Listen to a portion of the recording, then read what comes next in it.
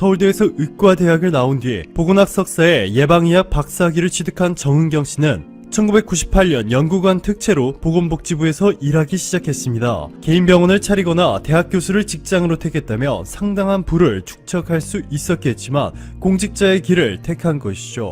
2015년 박근혜 정부 당시 정은경 씨는 질병예방센터장을 맡았는데요.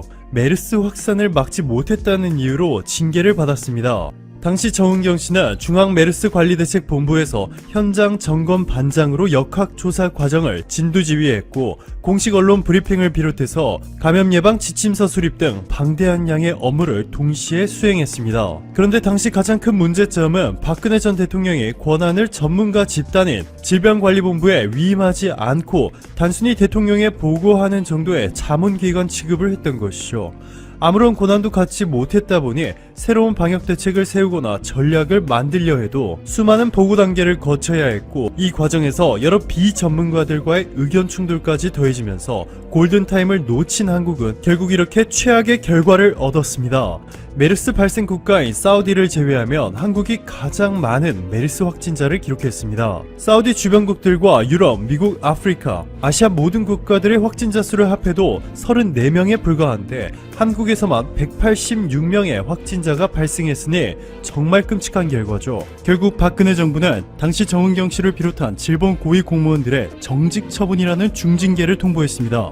긴급 상황임에도 전문가들의 권한을 위임하지 않고 이들과의 소통을 포기한 박근혜 전 대통령은 자신의 잘못을 인정하는 대신 질병관리본부가 일을 잘 못했다 라는 식으로 몰아간 것이죠. 자, 그런데 이때부터 2년이 지난 2017년 7월 문재인 대통령 취임 후 정은경 씨는 질병관리본부 최초의 여성 본부장으로 특급 승진을 하게 됩니다. 세계적으로 가장 영향력이 큰 일간지 월스트리트저널은 정은경 본부장의 진짜 영웅이라며 정은경 본부장의 침착함, 정보에 근거한 분석, 솔직한 언급과 일관성이 대중들에게 강력하게 파고들었다. 사람들은 본능적으로 정은경 본부장을 신뢰하게 되었다. 극찬하였습니다.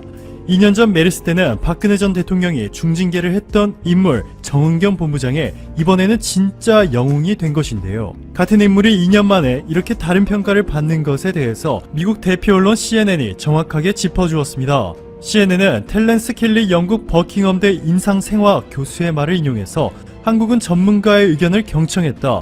문재인 대통령은 전문가의 목소리에 귀를 기울여 이번 위기를 잘 극복했다. 그에게 배워야 한다 전했습니다. 일본의 니혼 게이자이 신문은 한국이 현재 전 세계의 모범 사례로 인식되고 있는 것은 막강한 권한을 가진 사령탑을 중심으로 해서 위기관리 체제를 구축했기 때문이다. 이 덕분에 보통 1년 걸리는 진단키트 승인을 한국에서는 일주일 만에 끝내 대량 검사를 실시할 수 있었다 라고 설명했습니다. 즉 문재인 대통령은 박근혜 정부와는 달리 전문가 집단인 질병관리본부에 막강한 권한을 부여해 전문가들의 의견이 현장에서 즉시 적용될 수 있도록 환경을 조성해준 동시에 정부 차원에서의 전례 없는 수준의 전폭적인 지원을 아끼지 않았습니다. 유시민 노무현 재단 이사장은 딴지일보와의 인터뷰에서 질병관리본부는 꾸준히 역량을 키워왔다. 그런데 메르스 때와 이번에 가장 다른 점은 대통령과 정부가 질병관리본부의 능력을 신뢰하고 질본의 판단을 전적으로 존중하며 그에 따라 모든 가용 자원을 신속하게 지원하고 있다는 점이다.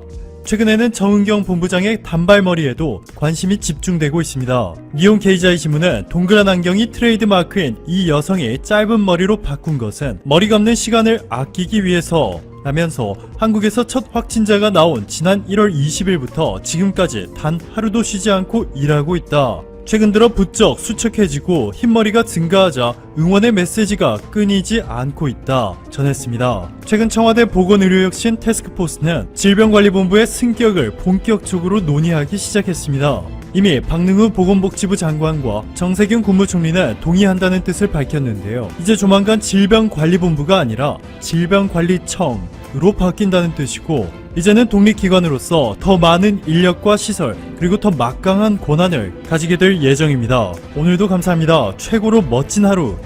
화웨이가 최근 미국을 포함한 서방 국가들의 견제가 강화되자 궁극적으로 미국의 제재를 회피하기 위해서 미국 기술을 일절 배제시키는 방안의 프로젝트를 출범시켰습니다. 좋아요, 구독 한 번씩만 부탁드리면서 들어가 보겠습니다. 그 프로젝트의 이름은 난리완 프로젝트라고 하는데요. 난리완은 중국에게 역사적으로 큰 의미가 있는 지역입니다. 중국은 중일 전쟁이 벌어지던 당시 일본에 맞서 지구전을 계속하고 항일 전투 정신을 고취시키기 위해서 대규모의 생산 운동이 일어났는데 그 중심이 된 지역이 바로 난리완입니다. 난리완에서 황무지를 개척해서 의식주를 모두 해결했던 과거의 역사를 바탕으로 이번에도 그 위기를 헤쳐나가자는 의지를 표명한 것인데요. 화웨이가 해당 프로젝트에 난리완이라는 이름을 붙인 것은 그만큼 현재의 상황이 낙관적이라고 볼 수 없으며 자급자족이라는 목표를 달성하기 위한 강한 의지로 볼 수 있습니다. 해당 프로젝트에는 노트북, TV, 디스플레이 등의 광범위한 IT 사업이 포함되었다고 하며 화웨이는 해당 프로젝트의 출발점으로서 이번 달 17일 발표되는 새로운 노트북 모델에서 미국 기술에 의존한 부품은 전혀 사용하지 않을 계획임을 밝혔습니다. 중국과 화웨이는 미국의 견제가 단기간에 끝날 사안이 아님을 이전부터 직감하고 있었고 기술 자립에 박차를 가하고 있는 상황인데요. 대표적인 사례가 화웨이의 스마트폰에 구글의 안드로이드 운영체제가 탑재되지 못하게 되자 자체적인 운영체제인 훅멍을 발표했고 AP 역시 자체 개발한 기린 AP를 사용하고 있었습니다. 물론 이 기린 AP의 경우에는 이 화웨이의 자회사인 하이실리콘이 설계를 해서 TSMC의 위탁 생산을 하는 방식으로 만들어 오고 있었는데 이마저도 TSMC가 중국 화웨이에 손을 뿌리치면서 어려운 상황이 되었죠. 단기적으로는 이 파운드리는 대만의 미디어텍에 의존하는 흐름으로 가고 있고 궁극적으로는 중국 파운드리 업체인 SMIC의 영향을 강화시키는 쪽으로 플랜을 잡고 있습니다.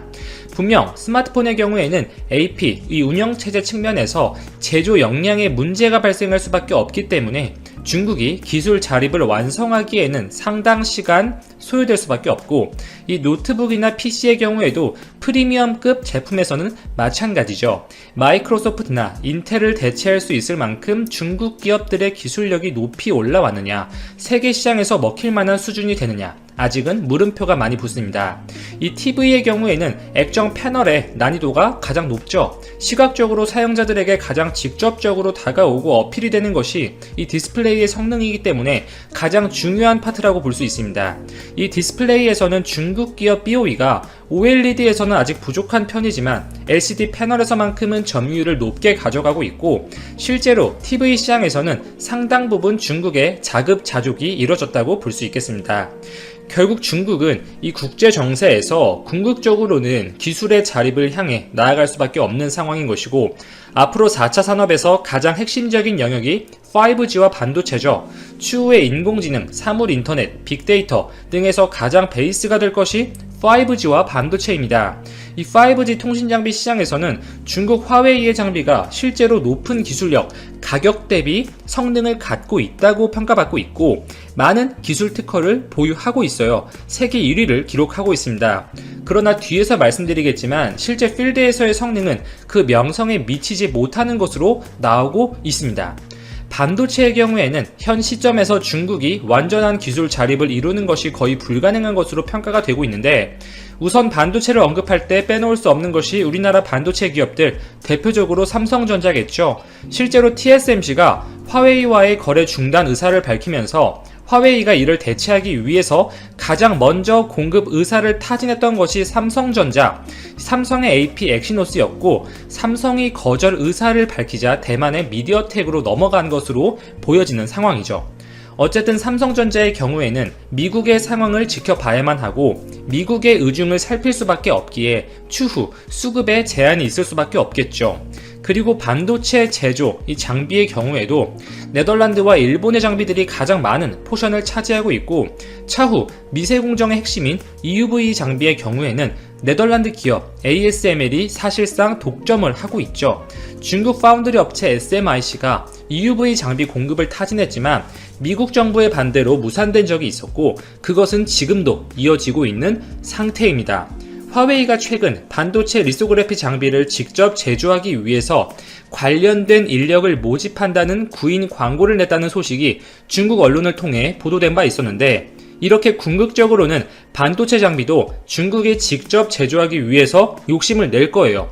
그 그 과정에서 적극적으로 기술 인력, 영입이 있을 것인데 여기에서 우리가 주의해야 할 부분은 중국 특유의 방식 인력 빼각이죠. 우리가 항상 유념하고 경계해야 될 부분이라고 볼 수가 있습니다. 그리고 화웨이 5G 통신 장비,